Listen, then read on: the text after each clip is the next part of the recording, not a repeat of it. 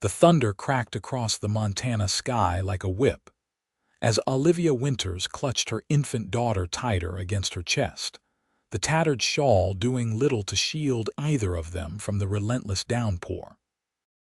Her tears mingled with the rain streaming down her face, making it impossible to tell where one ended and the other began.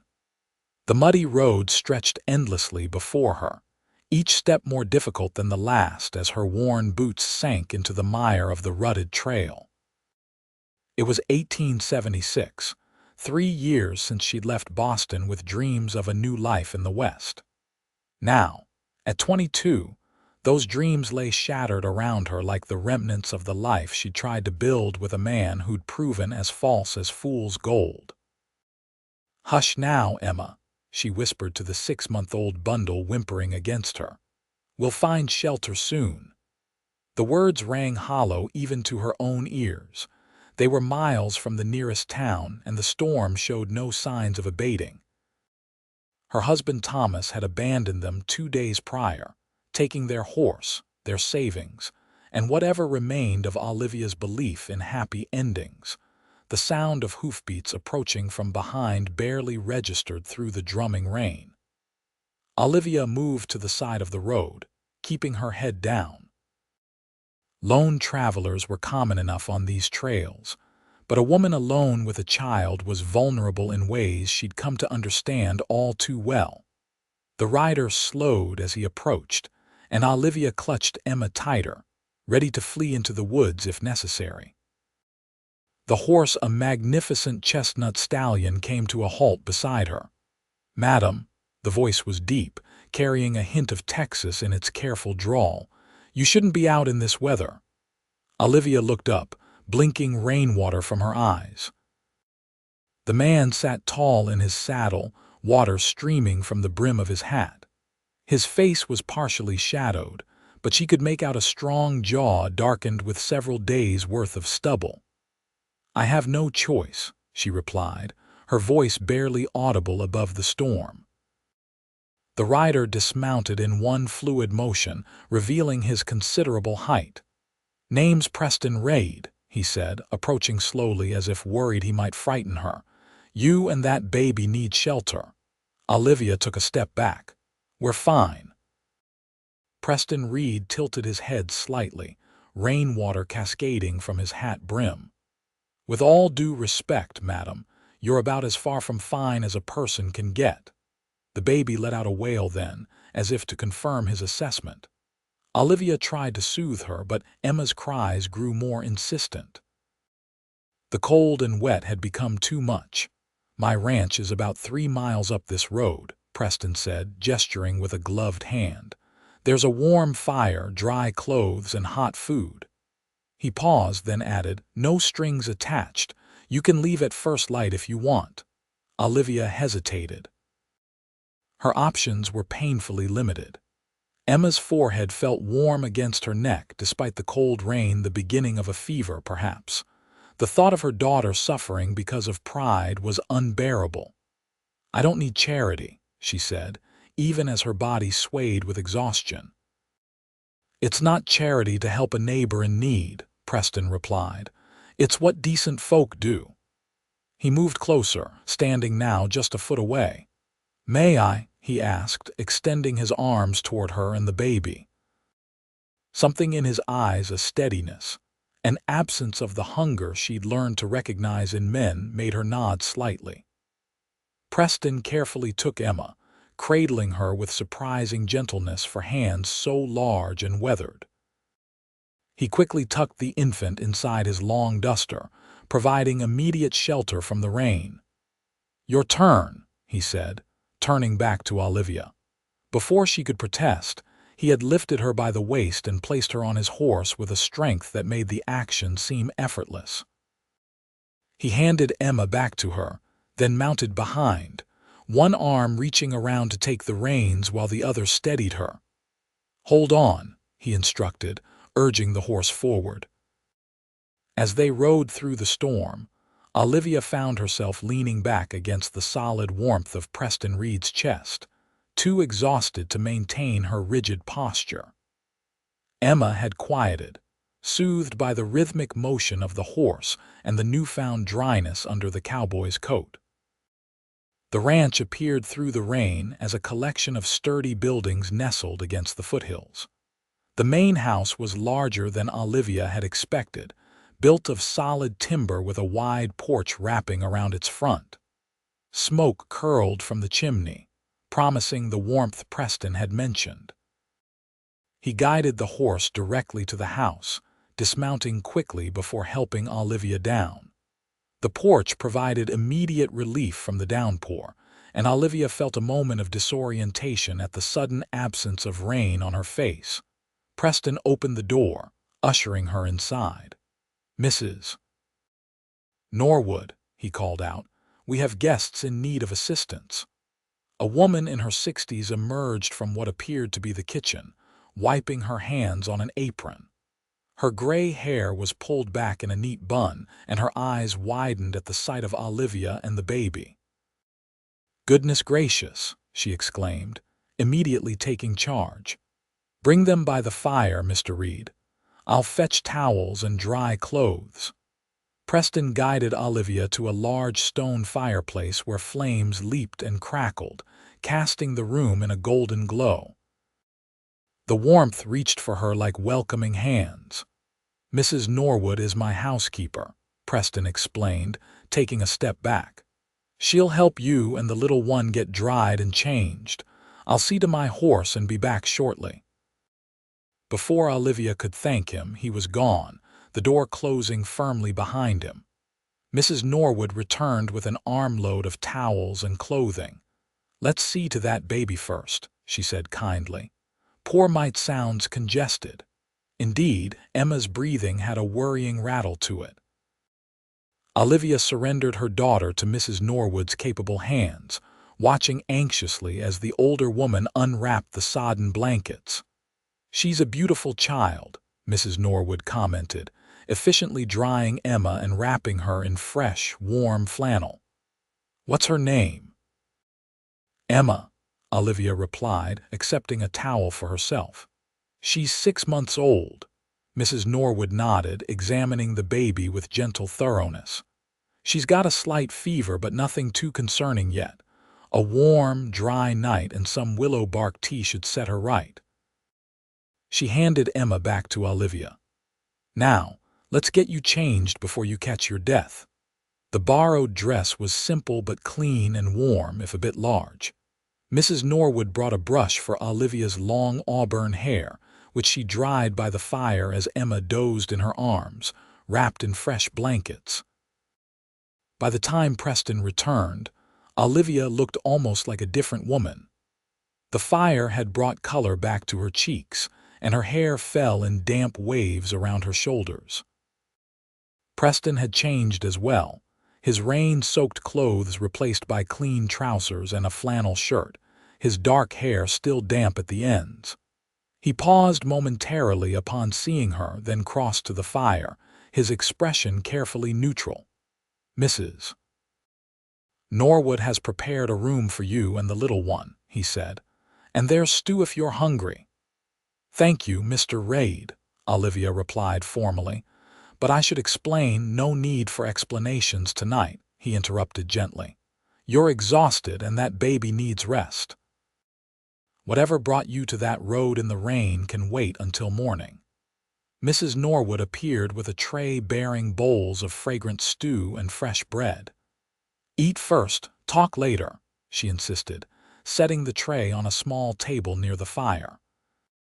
The stew was the most delicious thing Olivia had tasted in months, rich with beef and vegetables from Preston's ranch. She ate with the focused intensity of someone who hadn't had a proper meal in days, only realizing when she finished that Preston had been watching her with concern in his eyes. "When did you last eat?" he asked quietly. "Yesterday morning," she admitted. "We had some jerky, but it's gone now." Preston's jaw tightened, but he said nothing more about it. Instead, he asked, "What's your daughter's name?" "Emma," Olivia replied, glancing down at the sleeping infant in her arms. "Emma Rose." "A beautiful name," he said, his voice softening. "And yours, Olivia?" Olivia Winters. She hesitated, then added, formerly Olivia Becker. Preston nodded, seeming to understand the implication. Well, Mrs. Winters, you and Emma Rose are welcome to stay as long as you need. After the meal, Mrs. Norwood showed Olivia to a comfortable bedroom on the second floor. A small cradle had been placed beside the bed, and a fire burned cheerfully in the grate. Mr. Reed had this room prepared when his sister was expecting, Mrs. Norwood explained, turning down the bed.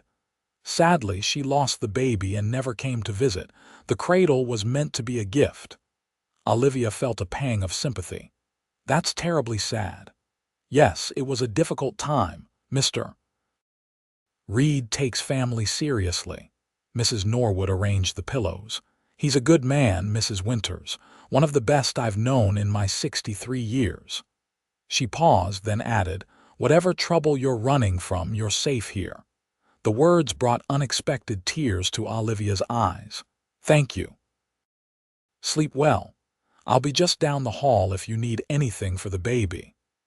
Left alone, Olivia placed Emma in the cradle, tucking the blankets around her. The baby's breathing seemed easier already, her tiny features relaxed in sleep. Olivia climbed into the bed, the clean sheets and soft mattress feeling like unimaginable luxury after nights spent on the hard ground or in shabby roadside inns. Despite her exhaustion, sleep eluded her. The events of the past days played through her mind. Thomas's escalating drinking, his fury when she confronted him about gambling away their savings, his final cruel words before he rode away, leaving them with nothing but a small bundle of possessions. A soft knock at the door startled her from these dark thoughts. Preston stood in the hallway, holding a small bottle and cup. Mrs. Norwood sent this up for Emma, he explained. Willow bark tea with honey. She says to give her a spoonful every few hours for the fever. Olivia accepted the items. You've both been very kind, Preston shrugged. Anyone would do the same. No, Olivia said quietly. They wouldn't. She had learned that harsh lesson repeatedly since coming west. He studied her for a moment. You should get some rest, Mrs. Winters. Things often look different in the morning light. After he left, Olivia administered a spoonful of the tea to Emma, who swallowed it without fully waking. Then she returned to bed, listening to the rain drumming against the windows and the occasional rumble of distant thunder. For the first time in days, she felt something resembling safety. It was temporary. She knew tomorrow would bring decisions and explanations, but for tonight, at least, she and Emma were warm, dry, and protected. Sleep claimed her at last, dreamless and deep. Morning arrived with golden sunlight streaming through the windows. Olivia woke disoriented, momentarily forgetting where she was. Emma's happy gurgling from the cradle brought reality back in a rush. The baby seemed remarkably improved, her eyes bright and her cheeks pink with health rather than fever. Olivia found a simple calico dress laid out for her, along with a knitted shawl and soft leather shoes that looked barely worn. After dressing and attending to Emma, she made her way downstairs, following the scent of coffee and bacon. The kitchen was warm and inviting, with copper pots hanging from hooks and herbs drying in bunches near the window. Mrs. Norwood stood at the stove, turning bacon in a large cast-iron skillet. "Good morning, dear," she greeted Olivia. "You look much better after a night's rest. And how's the little one?" "Much better, thanks to your remedy," Olivia replied. "Her fever is gone." "Wonderful. Sit down. Breakfast is nearly ready. Mr. Reed is out checking the herd, but he'll be back shortly." Olivia settled at the kitchen table with Emma on her lap. Mrs. Norwood placed a cup of coffee before her, then returned to her cooking. "Have you been with Mr. Reed long?" Olivia asked after taking a grateful sip of the strong brew. "Nearly 10 years now," Mrs. Norwood replied. "Since his parents passed within months of each other." I was their housekeeper before and just stayed on. He was only 23 then, suddenly responsible for the entire ranch. He seems to have managed well, Olivia observed, looking around the well-maintained home. Indeed he has. Built it up considerably, in fact. The Diamond R is one of the most successful ranches in the territory now. Mrs. Norwood glanced at Olivia. But he works too hard, rarely takes time for himself. Before Olivia could respond, the back door opened and Preston entered, bringing with him the scent of morning air and horses. He removed his hat, hanging it on a peg by the door. "Good morning," he said, nodding to both women. His eyes lingered briefly on Olivia and Emma before he moved to wash his hands at the basin. "Perfect timing, Mr. Reid," Mrs. Norwood announced, setting a platter of bacon, eggs, and biscuits on the table. "Sit down while it's hot." The meal passed pleasantly, with Preston inquiring after Emma's health and expressing satisfaction at her improvement. It was only as Mrs. Norwood cleared the dishes that he broached the subject Olivia had been dreading. "Mrs.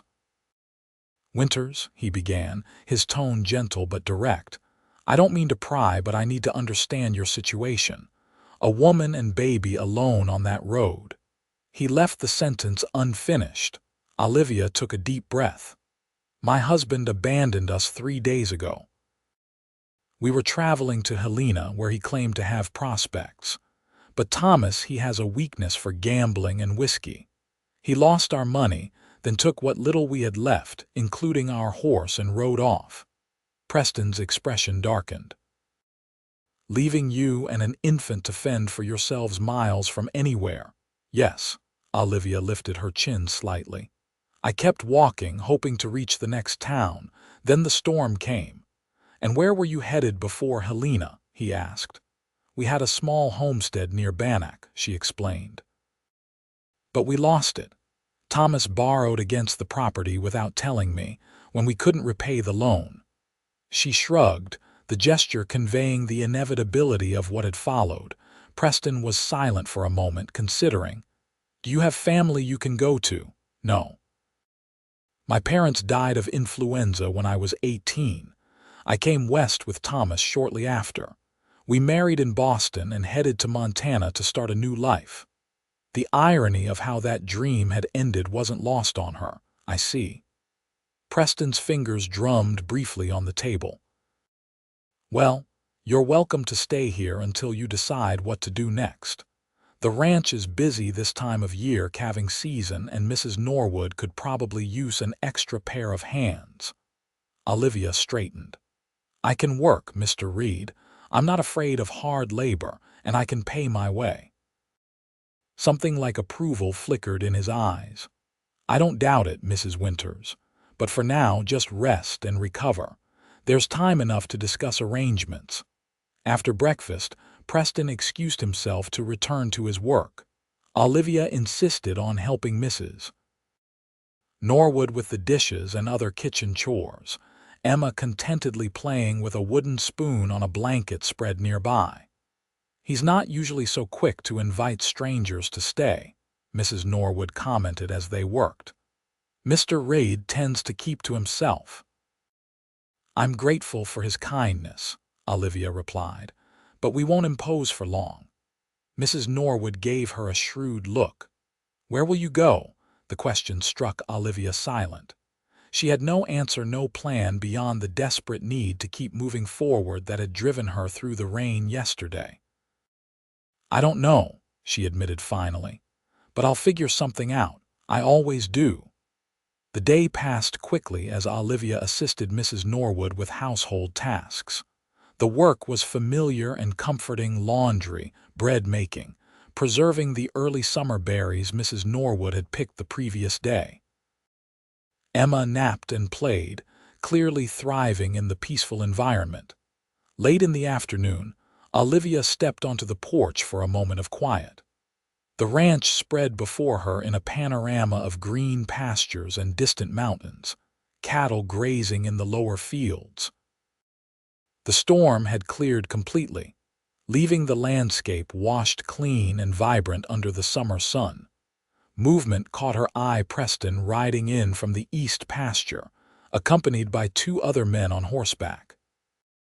They separated at the barn, the ranch hands leading their horses inside while Preston dismounted and headed toward the house. He noticed her on the porch and altered his course, approaching with the same measured stride she'd observed yesterday. Up close, in daylight, she could better appreciate his features, strong and weathered from years of outdoor work, with eyes the deep blue-gray of a mountain lake. His dark hair curled slightly where it touched his collar. "How are you finding everything, Mrs. Winters?" he asked, stopping at the foot of the steps. "Very well, thank you. Mrs. Norwood has been most welcoming." Preston nodded. "She's pleased to have another woman around. It gets lonely for her out here, I think."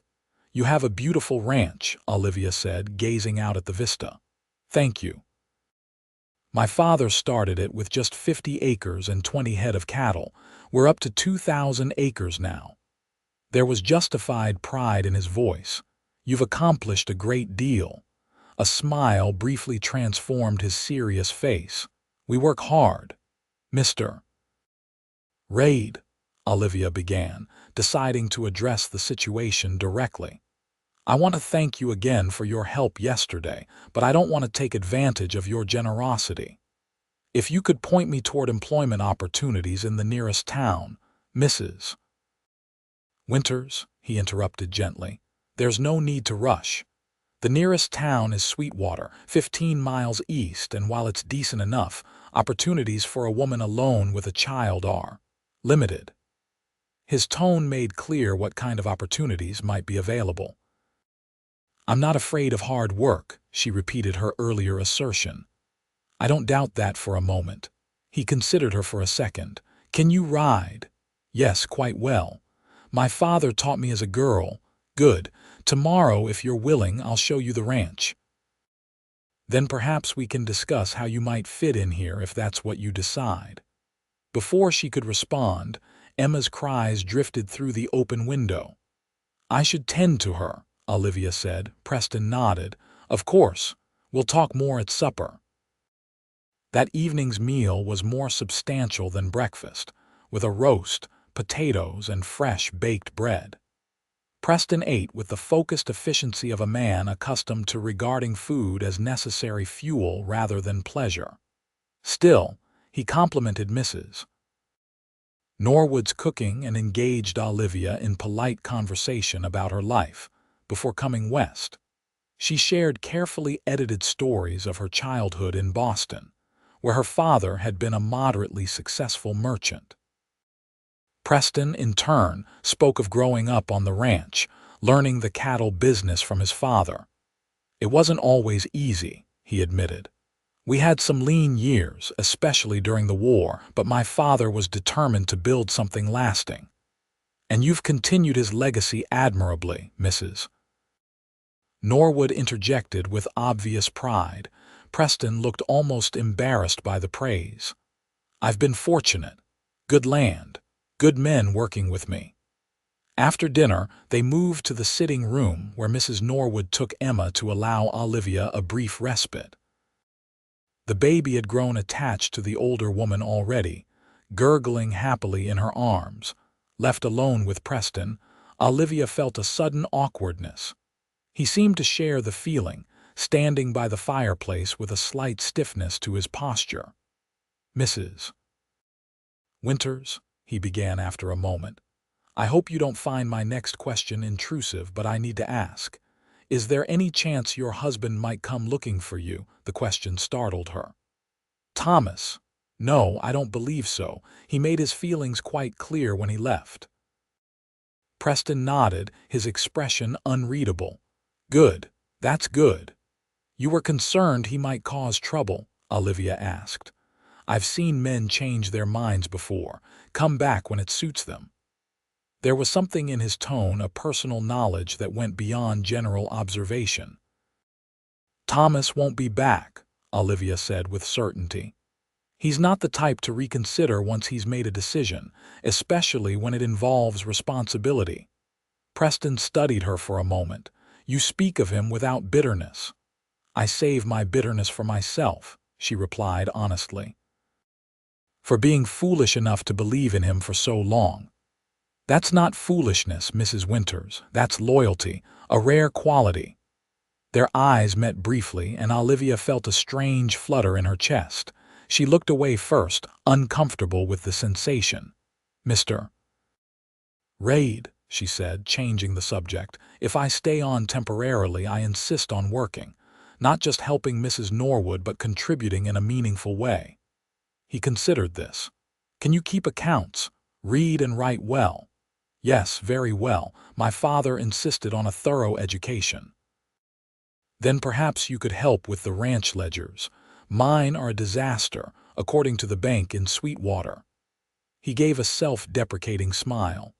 "I can run cattle, but bookkeeping is not my strength." "I would be happy to assist with that," Olivia said, pleased at the prospect of using her education. "We'll start tomorrow, then, after I show you the ranch." When Mrs. Norwood returned with a sleepy Emma, Olivia excused herself to put the baby to bed. As she climbed the stairs, she was acutely aware of Preston's gaze following her in her room. As she settled Emma for the night, Olivia reflected on the strange turn her life had taken. 2 days ago, she had been trudging through the rain, certain that she and Emma faced disaster. Now she was contemplating a position at a prosperous ranch, with a roof over their heads and food in their bellies. She knew it was temporary. Preston had made no promises beyond the immediate future, but for the first time in months, Olivia felt something like hope. She would work hard, save whatever wages Preston offered, and eventually find a permanent situation for herself and Emma. Perhaps in a larger town, where she might find employment as a teacher or shopkeeper. As she lay in bed, listening to Emma's soft breathing from the cradle, Olivia pushed away thoughts of Preston Reed's startling blue eyes and the strange comfort she'd felt riding against his chest through the rain. Such thoughts were dangerous. She had learned the hard way that depending on a man led only to disappointment. No, she would accept his help temporarily, but her future and Emma's would be secured by her own efforts. That was the only safety she could trust. Morning came with the crowing of roosters and the distant lowing of cattle. Olivia dressed in the sturdiest of the clothes. Mrs. Norwood had provided a blue calico dress with a practical split skirt that would allow for riding. She braided her hair tightly and covered it with a simple bonnet to protect against the sun. After breakfast, Preston led her to the barn, where a gentle mare named Daisy stood saddled and waiting. Olivia settled Emma in a makeshift carrier Mrs. Norwood had fashioned, securing the baby against her chest. "Are you sure she'll be all right?" Preston asked, eyeing the arrangement with concern. "She'll be fine," Olivia assured him. "She loves movement. It puts her right to sleep most times." True to her word, Emma dozed off shortly after they began their ride, lulled by the gentle motion of the horse beneath them. Preston kept a slow pace, pointing out features of the ranch as they rode. The Diamond R spread across rolling hills and valleys, with the mountains rising majestically in the west. Preston had divided the land efficiently, grazing pastures, hay fields, a creek running through the property providing ample water. There were several outbuildings beyond the main house and barn, a bunkhouse for the ranch hands, a smithy, storage sheds, and corrals. "We run about 800 head of cattle now," Preston explained as they paused on a hilltop overlooking a valley where black and brown cattle grazed. "Mostly Herefords and Angus, better meat yield than Longhorns." "It's impressive," Olivia said, genuinely awed by the scale of the operation. "How many men work for you?" "6 full-time hands plus extra help during roundup and branding." Preston pointed to where 2 men on horseback were moving a small group of cattle toward a different pasture. That's Jackson and Miller. Good men, been with me 5 years now. They continued their tour, Preston explaining the seasonal cycle of ranch work calving in early spring, branding, summer grazing, fall roundup, and winter feeding. Olivia listened attentively, asking questions that seemed to please him with their insight. "You understand ranching better than most city folk," he commented as they turned back toward the house. "I lived on a homestead for 2 years," she reminded him. "It was small, but the principles are the same, and I've always been a quick study." Preston nodded. "That you are." Back at the house, they shared a simple lunch with Mrs. Norwood, who had prepared cold chicken and fresh bread. Afterward, Preston led Olivia to a small room off the main sitting area that served as his office. The space was functional rather than decorative, with a solid desk, several filing cabinets and bookshelves filled with agricultural journals and record books. A large map of Montana territory hung on one wall, with the Diamond R boundaries clearly marked. "Here's where the real battle is fought," Preston said with a rueful smile, gesturing to the stacks of papers on his desk. "I'd rather face a stampede than these." Olivia surveyed the chaos with a practiced eye.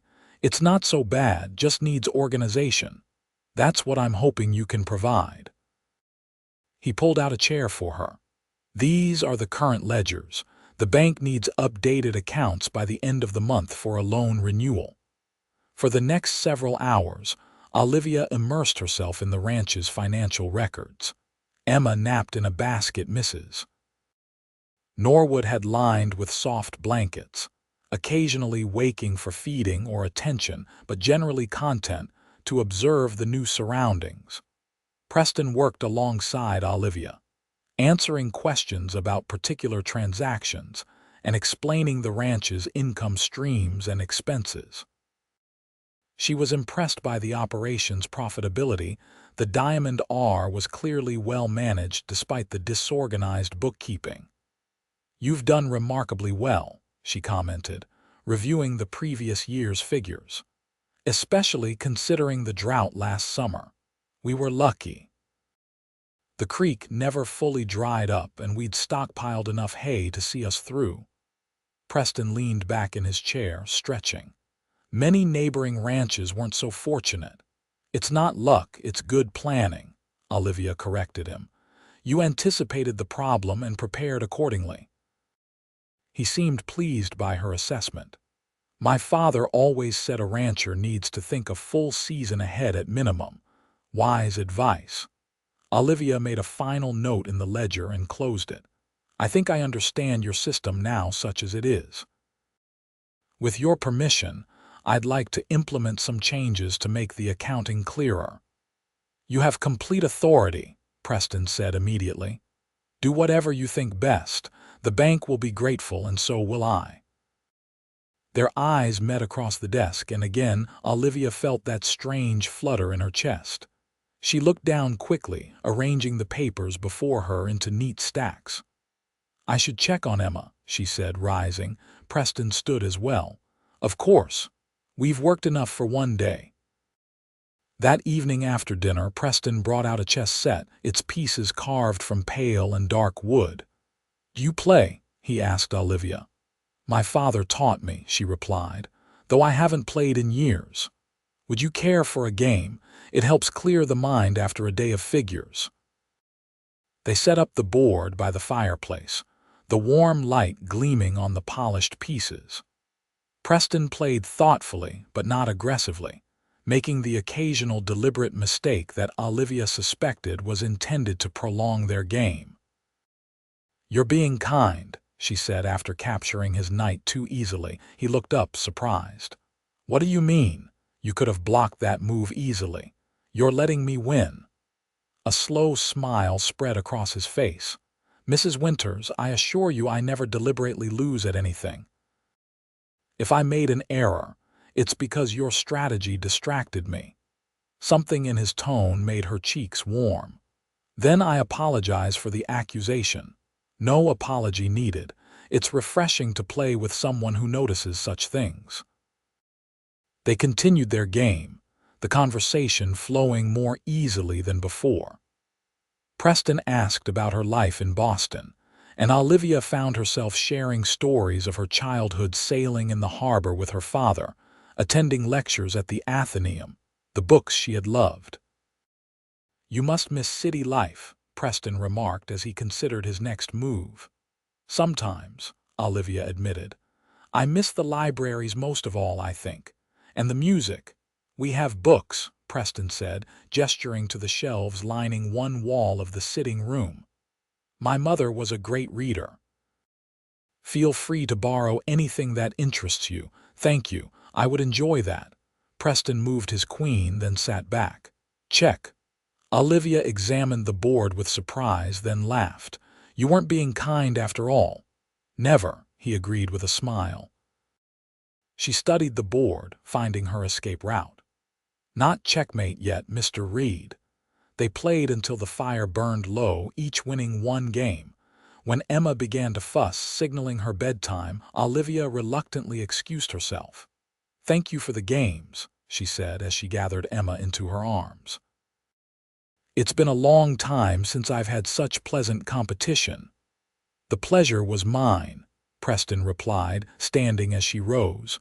"Perhaps we can make it a regular occurrence." Upstairs, as Olivia prepared Emma for bed, she found herself humming softly, a habit she had abandoned months ago when worry had overwhelmed any inclination toward music. The realization gave her pause. It would be dangerous to become too comfortable here, she reminded herself.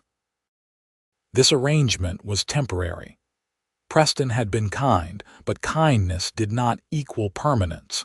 She needed to focus on building a future for herself and Emma that didn't depend on anyone else's goodwill. Still, as she drifted off to sleep, Olivia couldn't help but recall the warmth in Preston's eyes when he'd looked at her across the chessboard, a warmth that had nothing to do with pity or obligation. The next few weeks established a routine. Mornings were devoted to reorganizing the ranch accounts, with Olivia creating a new system that tracked expenses and income more efficiently. Afternoons often found her helping Mrs. Norwood with household tasks or accompanying Preston on rides around the property. Emma securely nestled against her chest. The baby thrived in the ranch environment, growing stronger and more alert each day. She had begun to sit up on her own and would soon be crawling, much to Mrs. Norwood's delight. The older woman had become thoroughly attached to Emma, treating her with a grandmother's doting attention. Preston, too, showed a surprising affinity for the child. Though initially awkward, he had learned to hold Emma confidently, sometimes carrying her around the ranch office while Olivia worked on the ledgers. Emma seemed fascinated by his deep voice and would stare at him with wide-eyed attention when he spoke. "She likes you," Olivia commented one afternoon, watching as Preston gently bounced Emma on his knee. "The feeling is mutual," he replied, smiling as Emma grabbed at his shirt buttons. "She's a remarkable child, so alert and curious." "She reminds me of my father," Olivia said. He had that same determined expression when confronted with something new. Preston studied Emma's face. "I see a great deal of her mother in her as well." The comment, delivered with quiet sincerity, brought a flush to Olivia's cheeks. Before she could respond, the office door opened, and one of the ranch hands appeared. "Sorry to interrupt, boss, but there's trouble at the north pasture. Some of Blackwell's cattle have broken through the fence again." Preston's expression darkened. He carefully handed Emma back to Olivia. "I need to handle this. Blackwell's been pushing boundaries literally for months." "Who is Blackwell?" Olivia asked, settling Emma on her hip. "Neighbor to the north. Wants my water rights and isn't particular about how he gets them." Preston grabbed his hat from the desk. "Don't wait dinner for me. This might take a while." After he left, Olivia continued working on the accounts, but her mind kept returning to the tension she'd seen in Preston's face. When Mrs. Norwood brought tea an hour later, Olivia asked about the situation. "James Blackwell, Mrs. Norwood said with evident distaste. "Moved in 3 years ago, been causing trouble ever since. His ranch is poorly managed, and he's constantly short of water because he won't invest in proper irrigation. So he tries to push his cattle onto Diamond R land." "Has he always been so aggressive, Mrs. Norwood set down her teacup. "It's gotten worse since Mr. Reed refused to sell him the North Creek last year. That man has no scruples. There've been threats." "Threats?" Olivia felt a chill. "Of violence. Nothing direct enough to involve the law, but yes, Mr. Reed doesn't speak of it, but I know he's concerned. He's taken to carrying his rifle when he rides that part of the property." The revelation disturbed Olivia deeply. The Diamond R had come to feel like a safe haven, and the thought of danger approaching its borders was unsettling. Preston didn't return until well after dark. Olivia, unable to sleep, had gone downstairs for a book and was reading by the dying fire when he entered, looking weary and grim. "You're still up," he said, sounding surprised. "I was worried," she admitted. "Mrs. Norwood told me about Blackwell." Preston sighed, removing his hat and coat. "She shouldn't have troubled you with that. Is it resolved, the situation with the cattle, for now?" He crossed to the sideboard and poured himself a small measure of whiskey. "We repaired the fence and moved his cattle back to his property. He claimed it was an accident, but we both know better." Mrs. Norwood mentioned threats. Preston took a seat opposite her, the firelight casting his features into sharp relief. "Blackwell likes to talk. Most of it's just hot air. But not all of it." He studied his glass. "No, not all of it. He's desperate. His ranch is failing, and he blames everyone but himself. And he wants your water. The North Creek would double the value of his property. He's offered to buy it 3 times, each offer more insulting than the last." Preston took a sip of whiskey. "I won't sell. That water has been part of the Diamond R since my father's time." "Of course you shouldn't sell," Olivia agreed. "But if he's dangerous, I can handle Blackwell." Preston's tone left no room for argument. He finished his whiskey and set the glass aside. "Enough about him. How was your day?" Olivia recognized the deliberate change of subject and respected it. "Productive. I've nearly finished reorganizing the quarterly accounts, and Emma rolled over twice. She's getting stronger every day." Preston's expression softened at the mention of the baby. "She's remarkable. You're doing a fine job with her, especially under difficult circumstances." "She makes it easy," Olivia said. "She's a happy child by nature, like her mother." The words seemed to surprise Preston as much as they did Olivia. He looked away, then stood. "It's late. We should both get some rest." Olivia rose as well, suddenly aware of the intimacy of their situation alone in the darkened house, speaking softly by firelight. "Yes, of course. Good night, Mr. Reed." "Good night, Mrs. Winters." He hesitated, then added, "I'm glad you were here when I returned. It was comforting." The simple admission lingered in Olivia's mind as she climbed the stairs to her room. There had been something in his voice, a vulnerability she hadn't heard before. It touched her in a way she hadn't expected, and if she were honest, in a way that frightened her a little. She was beginning to care too much about Preston Reed, and caring too much was dangerous. The following days brought increased activity to the ranch as preparations began for the fall roundup. Additional hands were hired, supplies ordered, and horses conditioned for the demanding work ahead. Preston was often out from dawn until dusk, returning to the house only for late dinners and brief conversations before exhaustion claimed him. Olivia continued her work on the accounts, but found herself missing their afternoon rides and chess games. Emma, now crawling with enthusiastic determination, provided welcome distraction. But Olivia couldn't deny the hollow feeling that accompanied Preston's absences. One evening, after a week of seeing him only at mealtimes, Olivia was reading in the sitting room when Preston appeared in the doorway, looking less tired than he had in days. "Mrs. Winters," he said, "I've been neglecting my host duties." She looked up from her book. "Not at all. You've been busy with important work. Nevertheless," he continued, entering the room, "I wondered if you might join me for a ride tomorrow. There's something I'd like to show you." Olivia felt a surprising leap of pleasure at the invitation. "I'd like that very much." "Good." He seemed relieved, as if he'd been uncertain of her response. "Mrs. Norwood has already volunteered to watch Emma. We'll leave after breakfast if that suits you." "It does. Thank you." The next morning dawned clear and crisp, with the first hint of autumn in the air. Olivia dressed in the riding clothes Mrs. Norwood had altered for her, a practical split skirt and sturdy blouse that allowed for comfortable horsemanship without sacrificing modesty. Preston was waiting by the barn, 2 horses saddled and ready. He looked different, somehow more relaxed, his usual gravity lightened by what almost seemed like anticipation. "You look well," he said as he helped her mount Daisy. "Ranch life agrees with you."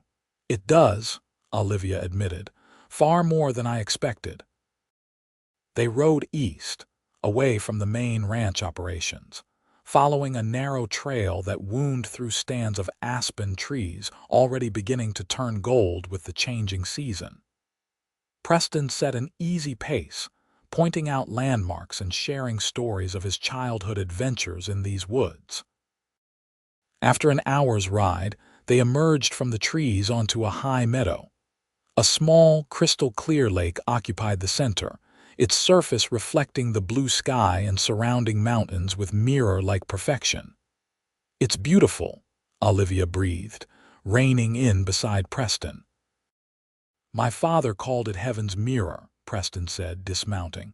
"He brought my mother here when he proposed, said if there was a more perfect spot on earth he hadn't found it." Olivia slid from her saddle, accepting Preston's steadying hand. "Thank you for sharing it with me." "I come here when I need to think," he explained, leading her toward the shore. "It helps clear my mind." They walked in comfortable silence along the lake's edge, the horses grazing contentedly behind them. Preston seemed to be gathering his thoughts, and Olivia gave him the space to do so, taking in the tranquil beauty of the hidden meadow. Finally, he stopped, turning to face her. "Mrs. Winters, Olivia, I have a proposition to discuss with you." The use of her given name startled her. In the weeks she'd been at the Diamond R, he had never called her anything but Mrs. Winters. "Yes," she said, suddenly nervous. "You've been at the ranch nearly a month now," he began, his voice measured. "In that time, you've reorganized my accounts, helped Mrs. Norwood with household matters, and generally made yourself indispensable." "I've tried to earn my keep," Olivia said carefully. "You've done far more than that." Preston took a deep breath. "I'd like to offer you a permanent position at the Diamond R." Olivia stared at him. "Permanent?" "Yes. As my ranch manager. You have a head for figures that I lack, and you understand ranching operations. With the business expanding, I need someone I can trust to oversee the accounts and help make decisions." He rushed on, as if afraid she might interrupt. "The position would come with a salary, of course a good one. You and Emma would continue to have your rooms in the main house, and there would be additional benefits. Mr. Raid," Olivia cut in gently. "This is very generous, but please consider it carefully before you answer," he said, his expression earnest. "I know you plan to move on eventually to find work in a town, but Emma thrives at the ranch and you seem content there. And frankly, I don't know how I managed before you arrived." The sincerity in his voice touched her deeply. "You managed very well from what I can see. Not as well as you might think." He looked out over the lake, his profile strong against the backdrop of mountains. "The ranch was my father's dream, not mine. I took it on out of duty, and while I've grown to love it, there are days when the responsibility weighs heavily." "What was your dream?" Olivia asked softly. A faint smile crossed his face. "Law. I studied for a year in St. Louis before my father fell ill. I had to return home, and after he died." Preston shrugged. "The ranch needed me. You could have sold it." "Never." The word was emphatic. "It's more than land and cattle. It's my family's legacy." Olivia understood then the burden he carried, the loneliness of his position. "And now you want me to share that burden?" Preston turned to her, his eyes intent. "I want to offer you and Emma security, a home, and yes, I'd welcome your help with the ranch, but only if it's what you want too." The offer was tempting more than tempting. The Diamond R had begun to feel like home in a way no place had since her parents' house in Boston. Emma was thriving, and Olivia had found satisfaction in the work. And Preston. That was the complication. Her feelings for Preston Reed had grown beyond gratitude or even friendship. She found herself watching for him, anticipating their conversations, enjoying his quiet strength and unexpected moments of humor. It was dangerous territory for a woman who had sworn not to depend on a man again. "I need time to consider," she said finally. "It's a significant decision." "Of course." Preston nodded, looking relieved that she hadn't refused outright. "Take all the time you need." They ate the lunch Mrs. Norwood had packed for them by the lakeside, their conversation turning to lighter topics, books they had both read, memories of childhood adventures, plans for the upcoming roundup. The tension of the earlier discussion gradually faded, replaced by the easy companionship they had developed over the past weeks. As they prepared to return to the ranch, Preston helped Olivia mount her horse, his hands lingering briefly at her waist. The contact, though brief, sent a warmth through her that had nothing to do with the afternoon sun. "Thank you for bringing me here," she said, gathering the reins. "It truly is a special place." "Thank you for coming," he replied simply. "It's been too long since I shared it with anyone." The ride back was quiet, each lost in their own thoughts. Olivia's mind churned with the implications of Preston's offer. A permanent position at the Diamond R would provide the security she craved for Emma. No more uncertainty, no more fear of what tomorrow might bring, but there was risk too. What if her growing feelings for Preston were one-sided? What if he came to regret his generosity? What if, and this fear ran deepest, she allowed herself to depend on him, only to be abandoned again? They reached the ranch as the sun was beginning to set, the buildings gilded in golden light. Mrs. Norwood greeted them at the door, Emma balanced on her hip. "There you are. How was your ride?" she asked, her knowing glance moving between them. "Lovely," Olivia replied, reaching for her daughter. Emma came to her eagerly, babbling her delight at the reunion. "Has she been good?" "An angel, as always," Mrs. Norwood assured her. "Crawled all over the kitchen while I baked, then took a nice long nap." Preston excused himself to check on some ranch business, leaving Olivia with the distinct impression that he was giving her space to process their conversation. She appreciated the gesture, taking Emma upstairs for her evening routine. As she bathed and dressed the baby for bed, Olivia found herself examining the room with new eyes. If she accepted Preston's offer, this would be their home not temporarily, but permanently. The thought was both comforting and terrifying. Emma fell asleep quickly, exhausted from her day of exploration. Olivia sat beside the cradle, watching her daughter's peaceful breathing and contemplating the decision before her. A soft knock at the door interrupted her thoughts. Mrs. Norwood entered, carrying a tray with tea and fresh baked cookies.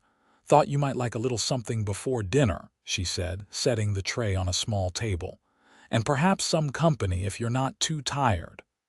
Olivia smiled gratefully. "Both would be welcome, Mrs. Norwood poured the tea, then settled into a chair opposite Olivia. "Mr. Reed told me about his offer," she said without preamble. "I thought he might," Olivia replied, unsurprised. Preston clearly trusted the housekeeper implicitly. "He values your opinion highly," Mrs. Norwood continued. "And not just about ranch matters." She fixed Olivia with a penetrating look. "He's changed since you arrived, for the better." "I've only been here a month," Olivia protested mildly, "long enough to make an impression." Mrs. Norwood sipped her tea. "Before you came, he worked from dawn until midnight, never taking a moment for himself. He ate at his desk more often than not. Now he finds time for chess games and rides to the lake." Olivia felt her cheeks warm. "He's been kind to us." "It's more than kindness, dear," Mrs. Norwood's voice softened. "I've known Preston Reed since he was a boy. He doesn't open his home or himself easily. Yet he brought you here without hesitation, a woman and child he found crying in the rain." "He would have done the same for anyone in distress," Olivia said. "Perhaps.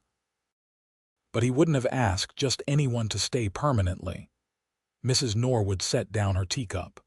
"I'm not trying to influence your decision, only to ensure you have all the facts before you make it." "What facts am I missing?" Olivia asked, curious despite herself. "That in the 10 years since his parents died, Preston has devoted himself entirely to this ranch. No social visits, no courting, barely even a day off." Mrs. Norwood leaned forward slightly. "Until you arrived. Now he finds reasons to be in the house instead of always in the fields. He joins us for meals instead of eating in his office. He smiles more in a day than he used to in a month." Olivia absorbed this information silently, turning it over in her mind. "Just something to consider," Mrs. Norwood said, rising. "Dinner will be ready in an hour. Mr. Reed had to ride out again. One of the new hands had an accident with a horse, but he should be back by then." After the housekeeper left, Olivia remained by Emma's cradle, Mrs. Norwood's words echoing in her thoughts. Could Preston's interest be more than professional? The possibility both thrilled and frightened her. Thomas had been charming and attentive during their courtship, full of grand plans and sweeping declarations. Preston was entirely different, steady, reliable, his emotions contained rather than displayed. But which was the truer measure of a man's character? Dinner that evening was quieter than usual. Preston returned just as they were sitting down, looking tired but satisfied that the injured ranch hand would recover fully. The conversation remained general ranch business, preparations for winter, a letter Mrs. Norwood had received from her sister in St. Louis. After the meal, Preston excused himself to complete some paperwork, and Olivia retired early, pleading fatigue from the day's ride. In truth, she needed solitude to sort through her thoughts. As she prepared for bed, Olivia found herself standing before the small mirror in her room, studying her reflection. The woman who looked back at her was different from the desperate figure who had trudged through the rain a month ago. Her face had filled out slightly, the haunted look in her eyes replaced by something calmer, more assured. Her hair, once dull with stress and poor nutrition, now shone with health. The diamond R had been good for her, good for Emma. Could it continue to be so if she accepted Preston's offer? And what of Preston himself? Mrs. Norwood's observations suggested feelings beyond professional respect or friendly concern. If that were true, how did Olivia feel about it? She thought of his steady presence, his quiet strength, the way his rare smiles transformed his serious face. She thought of their chess games and conversations, the respect with which he treated her opinions, the gentleness he showed Emma. And she thought of Thomas, his broken promises, his easy lies, the final betrayal of abandonment.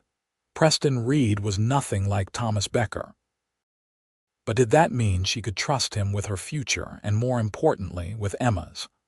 Olivia slept fitfully, her dreams a confused mixture of rain-soaked roads and sun-dappled lakes. She woke early, her decision still unmade. After breakfast, she took Emma to the garden behind the house, letting the baby explore the late summer blooms under her watchful eye. The morning was perfect, clear skies, gentle breeze, birdsong filling the air. Emma crawled happily from plant to plant, occasionally pulling herself up to stand wobbling against a bench or tree. "She'll be walking soon," Preston's voice came from behind her. Olivia turned to find him watching them, a fond expression on his face. "Yes, she's determined to be mobile as quickly as possible." He crossed to join them, crouching down to Emma's level. The baby immediately crawled toward him, reaching up with a delighted gurgle. Preston lifted her effortlessly, settling her on his hip with practiced ease. "Hello, Miss Emma," he said gravely. "Exploring the garden this morning, I see." Emma responded by patting his face with her small hands, a gesture of affection she had recently developed. Preston's smile in response was unguarded and warm. Looking at them, this strong, serious man and her daughter so comfortable in his arms, Olivia felt something shift inside her. A certainty that had been building quietly beneath her doubts. "I've been thinking about your offer," she said. Preston's eyes met hers, his expression carefully neutral. "And I have some conditions." A flicker of hope crossed his face. "I'm listening." "First, I want it clear that this is a business arrangement. I'll manage the accounts and help with ranch decisions, but I need my independence." Olivia squared her shoulders. "I want my own savings account in the bank in Sweetwater with my salary deposited directly." Preston nodded. "Of course, that's reasonable." "Second, I want to learn more about ranching, not just the books but the practical aspects. I want to understand every part of the operation." "I'd expect nothing less," he said, a hint of approval in his voice. "Third," Olivia continued, "I need to know that Emma and I are truly welcome, not just tolerated or pitied." Preston shifted Emma to his other arm, his expression growing serious. "Olivia, you and Emma have never been objects of pity. From the moment you arrived, you've contributed to this ranch in ways I couldn't have imagined. Your presence here is—" He paused, searching for the right words. "A blessing I hadn't expected." The sincerity in his voice was unmistakable. Olivia felt her resolve wavering. "There's something else, something Mrs. Norwood implied last night." Preston's eyes narrowed slightly. "What did she say?" "That your interest in my staying might be more than professional." A flush crept up his neck. "Mrs. Norwood sometimes speaks too freely." "Is she wrong?" Olivia pressed, needing clarity. Preston was silent for a long moment, his gaze steady on hers. "No," he finally said. "She's not wrong, but that doesn't change the terms of my offer. Your position here is not contingent on anything personal." Relief mingled with another emotion Olivia wasn't ready to name. "Thank you for your honesty." "Always," he promised. Then, more hesitantly, "Does that affect your decision?" Olivia looked at him, holding her daughter, at the ranch spread out behind him, at the life that could be theirs. "Yes," she said softly. "It does." Preston's expression tightened, preparing for rejection. "I accept your offer," Olivia continued, "with my conditions, and with the understanding that whatever else might develop between us will happen slowly, if at all." The tension drained from his face, replaced by cautious happiness. "Agreed on all counts." Emma, sensing the shift in atmosphere, bounced in Preston's arms, babbling excitedly. They both laughed, the moment of solemnity broken. "It seems Emma approves of our arrangement," Preston said, smiling at the baby. "She's always been a good judge of character." Olivia replied, returning his smile. That evening they celebrated Olivia's new position with a special dinner prepared by Mrs. Norwood, who made no effort to hide her satisfaction with the outcome. The foreman and senior ranch hands were invited to join them, and Preston formally introduced Olivia as the Diamond Artique's new manager. The men were initially surprised. A female ranch manager was virtually unheard of, but their respect for Preston and the improvements they'd already seen in the ranch's organization since Olivia's arrival ensured their acceptance. As autumn deepened into winter, Olivia grew more confident in her role. Preston was true to his word, teaching her every aspect of ranching operations. She accompanied him to cattle auctions, learning to assess bloodlines and condition. She rode with the hands during the fall roundup, observing the complex process of gathering, sorting, and driving the herd. She negotiated with merchants in Sweetwater for winter supplies, earning respect for her shrewd bargaining. The books thrived under her management. By December, the ranch's finances were more organized than they had ever been, with clear records of income, expenses, and projections for the coming year.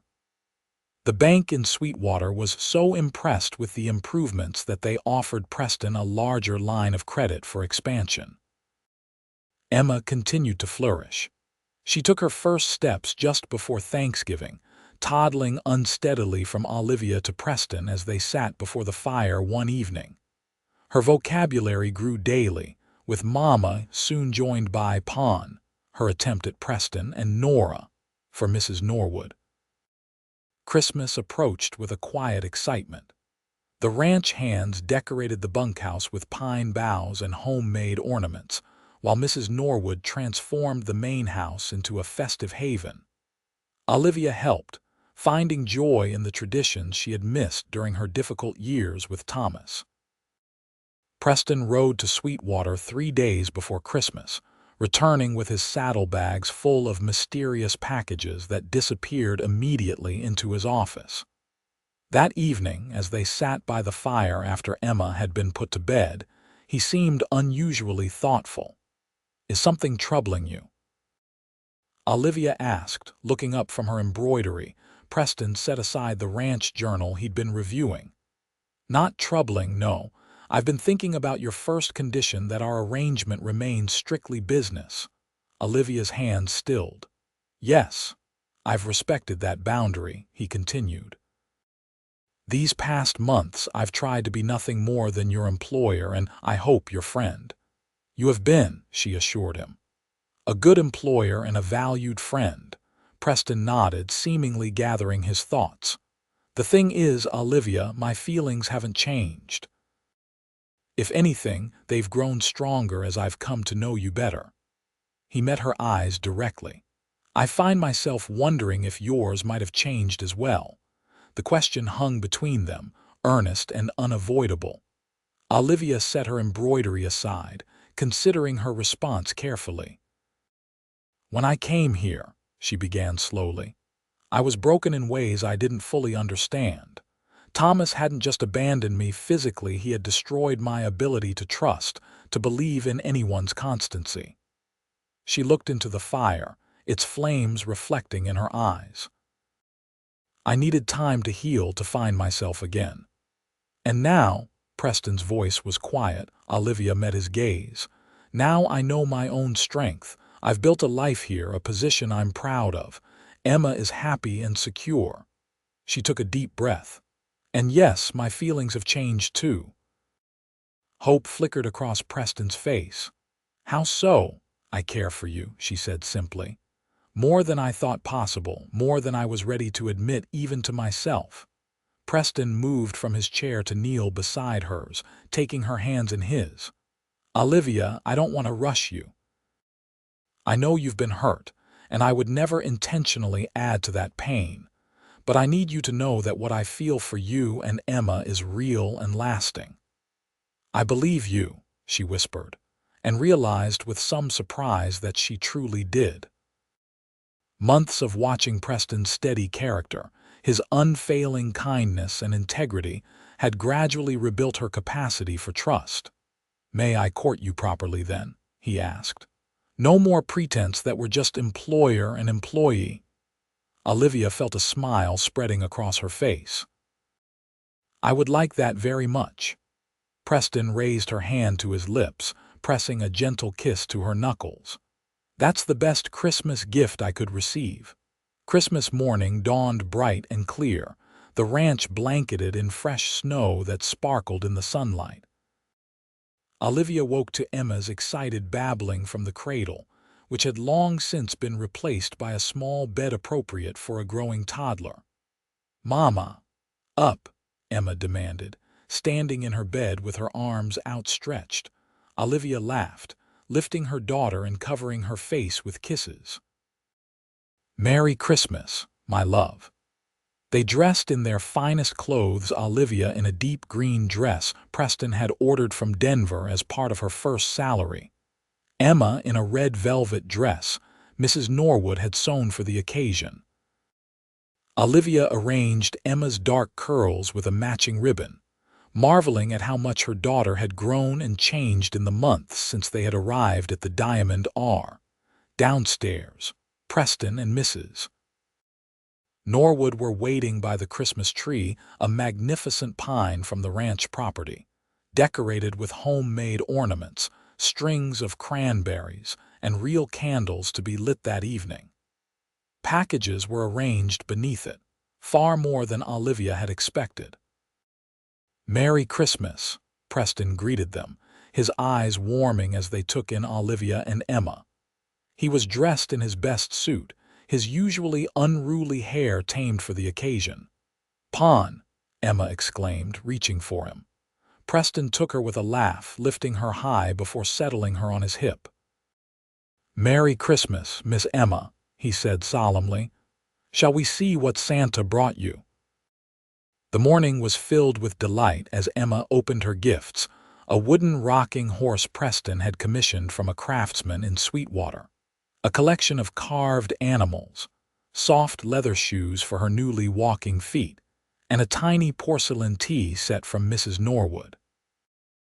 Olivia received practical gifts from the housekeeper: knitted gloves, a warm shawl, a new journal for her accounts, and from Preston, a stunning leather-bound collection of Shakespeare's works, and a delicate gold locket containing miniature portraits of herself and Emma that he had somehow arranged to have painted from photographs. "It's beautiful," she whispered, touching the locket with trembling fingers. "Thank you." Preston helped her fasten it around her neck, his fingers lingering briefly against her skin. "I have one more gift," he said, "but it will have to wait until later." His tone held a promise that sent a pleasant shiver through Olivia. Their courtship thus far had been conducted with old-fashioned propriety-chaperoned rides, conversations by the fire with Mrs. Norwood knitting nearby, a few stolen moments of hand-holding when they thought themselves unobserved. But there had been a growing tension between them, a deepening of feeling that both acknowledged but had not yet fully expressed. After breakfast, they bundled up against the cold and visited the bunkhouse to distribute gifts to the ranch hands: new gloves, scarves, tobacco, and books. The men had prepared coffee and their own modest celebration, complete with harmonica music and surprisingly good singing. They presented Olivia with a handcrafted wooden box for her accounting ledgers, its surface carved with the Diamond R brand and decorated with intricate flowering vines. "The flowers were Miller's idea," Jackson, the foreman, explained gruffly. "Said a lady's box shouldn't be all business." "It's perfect," Olivia assured them, genuinely touched by the thoughtfulness of men who had initially viewed her with skepticism. They returned to the house for Christmas dinner, a feast of roast goose, potatoes, winter vegetables from the root cellar, and Mrs. Norwood's famous apple pie. Emma, overwhelmed by the excitement of the day, fell asleep in Preston's arms before dessert was served. He carried her upstairs to her bed with a tenderness that made Olivia's heart ache with emotion. When he returned, Mrs. Norwood was clearing the table. "I'll finish up here," she said with a meaningful glance between them. "Why don't you two enjoy the fire in the sitting room?" Preston offered Olivia his arm. "Shall we?" The sitting room was warm and inviting, the Christmas tree candles now lit and casting a magical glow across the room. A fire crackled in the hearth, and through the windows they could see fresh snow beginning to fall. "A perfect Christmas," Olivia said, taking a seat on the small sofa near the fire. "Almost perfect," Preston replied, reaching into his pocket. "I still have one gift to give." He joined her on the sofa, turning to face her directly. "Olivia, these past months have been the happiest of my life. Having you and Emma here has transformed the Diamond R from a place of work into a true home." Olivia felt her pulse quicken. "It's become our home too." "I want it to be your home permanently," Preston said, his voice deepening with emotion.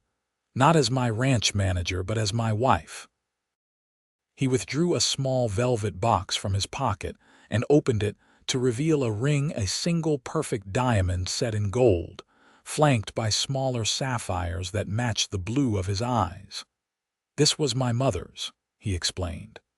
"My father gave it to her at Heaven's Mirror, the lake where I took you.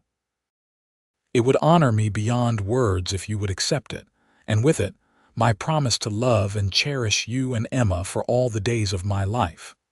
Tears filled Olivia's eyes, not of sadness but of overwhelming joy. "Preston, I know it hasn't been long," he continued, his own eyes suspiciously bright. "If you need more time, I understand. But I love you, Olivia. I think I've loved you since I found you in the rain with Emma in your arms. I just didn't know it yet." Olivia reached out to touch his face, tracing the strong line of his jaw. "I don't need more time," she said softly. "I love you too, and yes, I will marry you." Preston's face transformed with happiness. He slid the ring onto her finger, then drew her into his arms, his lips finding hers in a kiss that conveyed all the emotion words couldn't express. Olivia returned the kiss with equal fervor, her heart feeling as if it might burst with joy. When they finally separated, Preston rested his forehead against hers. "You've made me the happiest man in Montana territory." "And I'm the happiest woman," she replied, her voice trembling with emotion. "From despair to this perfect joy, it seems impossible." "Not impossible," Preston said, kissing her again lightly. "Just meant to be." They were married in the spring, when the ranch was in full bloom and the mountains still wore caps of snow against the azure sky. The ceremony was held at Heaven's Mirror, with a small gathering of friends from the ranch and Sweetwater in attendance. Emma, now walking confidently and chattering constantly, served as flower girl, scattering petals with enthusiastic abandon. Olivia wore a gown of ivory silk ordered from Denver, her hair adorned with wildflowers gathered that morning. Preston, handsome in a new black suit, watched her approach with an expression of such love and wonder that several of the hardened ranch hands were seen to wipe suspiciously at their eyes. They spoke their vows beneath an arch of spring blossoms, promising to love and honor each other through all the seasons to come. When the circuit preacher pronounced them husband and wife, Preston kissed his bride with a tenderness that spoke of forever, then lifted Emma into their embrace, the three of them now officially a family. The celebration continued at the ranch, with tables set up on the wide lawn and lanterns hanging from the trees. There was music from fiddles and harmonicas, dancing that lasted well into the night, and toasts to the happiness of the new family. Later, after the guests had departed and Emma slept soundly in her bed, now moved to a room adjoining the master bedroom, Preston and Olivia stood on the porch of their home, gazing up at the star-filled sky. "Happy, Mrs. Reed?" Preston asked, his arm around her waist. "Completely," Olivia replied, leaning into his embrace. "Though I still can't quite believe how much has changed in less than a year, from that rainy day on the road to this perfect night." "I thank God every day for leading me to you," Preston said, pressing a kiss to her temple. "You and Emma are my greatest blessings." "And you are ours," Olivia said, turning in his arms to face him. "My steady, honorable cowboy who lifted us onto his horse and into a new life." Preston smiled, drawing her closer. "A life we'll build together day by day." "Together," Olivia agreed, rising on tiptoe to kiss him under the Montana stars. 5 years later, the Diamond R had prospered beyond even Preston's ambitious dreams. Under Olivia's management, the ranch had expanded its operations to include breeding horses as well as cattle, with a line of quality stock that commanded premium prices throughout the territory. The main house had been enlarged to accommodate their growing family. Emma, now 6, had been joined by 3-year-old twins James and William, and baby Catherine, just 6 months old. On a warm summer afternoon, Olivia sat on the porch, Catherine asleep in her arms, watching as Preston taught Emma to ride her own pony in the paddock nearby. The little girl sat straight and confident in the saddle, her dark curls bouncing as she guided the gentle pony through its paces. "Look, Mama," Emma called, waving excitedly. "I'm doing it all by myself, wonderful darling," Olivia called back, smiling at her daughter's accomplishment. Preston stood nearby, his posture alert but relaxed, ready to assist if needed but allowing Emma the independence to develop her skills. He caught Olivia's eye across the yard and smiled, a private communication of shared pride and joy. The twins emerged from the barn, where they had been helping Jackson with the new foal, an activity that likely involved more questions than actual assistance. They raced toward the porch, their small boots raising puffs of dust. "Mama, the baby horse stood up," James announced breathlessly. "And he has a white star right here," William added, pointing to his own forehead. "That sounds exciting," Olivia said, shifting Catherine to make room for the boys to climb up beside her. "Did you thank Mr. Jackson for letting you watch?" "Yes, madam," they chorused, their identical faces solemn. Though they shared the same features, James had inherited Preston's serious demeanor, while William approached life with Olivia's more contemplative nature. Mrs. Norwood appeared in the doorway, wiping her hands on her apron. Though her hair had turned completely silver, she remained an energetic and essential part of the household. "Lemonade for thirsty cowboys," she offered, presenting a tray with glasses. The twins accepted eagerly, their earlier decorum forgotten in the excitement of a sweet treat. Olivia took a glass as well, smiling her thanks to the woman who had become like a mother to her over the years. Preston and Emma joined them, the little girl chattering about her riding lesson while Preston listened with patient attention. He took a seat beside Olivia on the porch swing, one arm draped casually around her shoulders. "She's a natural," he said quietly, nodding toward Emma. "Better balance than most of the hands." "She has an excellent teacher," Olivia replied, leaning slightly into his embrace. Preston smiled, dropping a kiss on Catherine's downy head before turning his attention to the twins and their excited account of the new foal. He answered their questions with the same seriousness he would have accorded an adult, a quality that endeared him to all his children. As the afternoon light turned golden, casting long shadows across the ranch yard, Olivia gazed at her family with a heart full of gratitude. From the darkest moment of her life, alone on a muddy road in the pouring rain, with nothing but a baby and despair, had come this abundance of love and security. She thought often of that day, of the stranger on horseback who had stopped when others would have passed by, who had seen not a burden but a fellow human in need. Preston had given her shelter from the storm, yes, but more importantly, he had given her the space and support to rebuild her confidence and find her strength. Their life wasn't without challenges. Ranching remained a demanding profession, subject to the whims of weather, markets, and occasionally difficult neighbors. But they faced each challenge together, their partnership stronger for the trust and respect that formed its foundation. Later that evening, after the children were asleep and the house had quieted, Olivia and Preston sat together on the porch, watching the stars emerge in the vast Montana sky. These moments of peaceful companionship had become a cherished ritual, a time to reconnect at the end of busy days. "I had a letter from the bank today," Preston said, his fingers idly stroking Olivia's hand where it rested in his. "They've approved the loan for the new irrigation system." "That's wonderful news," Olivia replied. "It will make such a difference for the South pastures." Preston nodded. "Your projections convinced them. As usual, your figures were more persuasive than my arguments." Olivia laughed softly. "A partnership of complementary skills, just as we promised." "More than I ever dreamed possible," Preston said, his voice deepening with emotion. "Do you know what today is?" Olivia thought for a moment, then realized. 6 years since you found us on the road. 6 years since my life truly began," he corrected gently.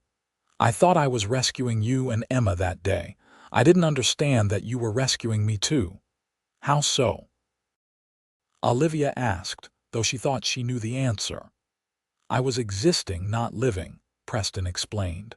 "Running the ranch because it was my duty, going through each day with purpose but without joy." He turned to face her, his eyes reflecting the starlight. "You and Emma brought laughter back into this house. You reminded me that success means nothing without someone to share it with." Olivia reached up to touch his face, tracing the familiar contours with tender fingers. "We built this life together, Preston, each of us bringing what the other needed." "And what we needed most was each other," he said, capturing her hand and pressing a kiss to her palm. "I thank God every day for the storm that brought you to me." "As do I," Olivia whispered, leaning forward to meet his kiss. Above them, the stars wheeled in their eternal dance, witnesses to the love that had blossomed from a moment of compassion on a rain-soaked road. A cowboy, a woman, a baby, strangers brought together by chance and bound now by choice, by family, by a shared dream that had exceeded all they had dared to hope. And on the Diamond R, where that dream had taken root and flourished, Olivia and Preston Reed continued to build their legacy of love, season by season, day by day, together.